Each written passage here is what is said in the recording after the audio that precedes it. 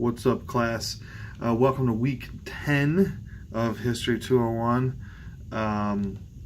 We're getting into, this is probably like a lull as far as the weeks go. We're not going to be looking at or having you do a lot of different assignments. It'll be a lot of smaller things to read and to watch too. So it's kind of a chill week, if you will. So we're looking at Indian removal. I've had a couple of people contact me already about the reading assignment. I have on the syllabus to read Carnes, Chapter 8, Jacksonian Democracy.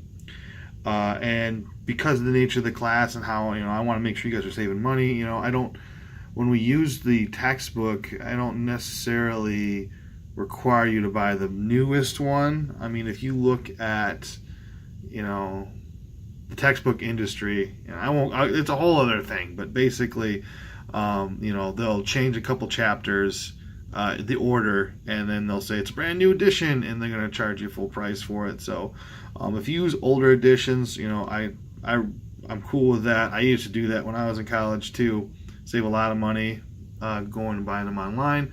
So long story short, if it doesn't match up the chapter, that's fine. Look in your edition of the book and just look for anything on Andrew Jackson and Jacksonian Democracy. There should be something in there depending on, I haven't read every single version of Carnes, but there should be something in each one. So look for that at least. We also have an article written by NPR Stevensky about comparing Donald Trump to Andrew Jackson. That'll be interesting. We've got a couple shorter videos this week. One actually is a documentary talking about the Trail of Tears.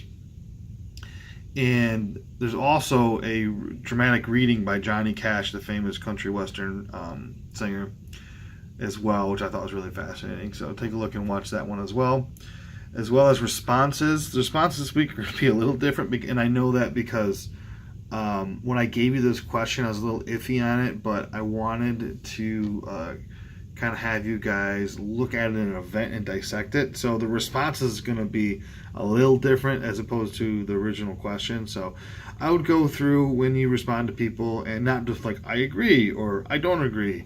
Try to pull apart things you thought were interesting from their post, or like, oh, I didn't know that, or I thought this was also interesting. You can respond any way you want. I'm just kind of give you some direction there. So at any rate, if you have any other questions or comments, concerns, like I say every week, contact me directly, let me know.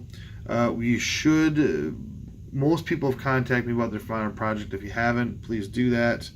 If not, then you have a great week.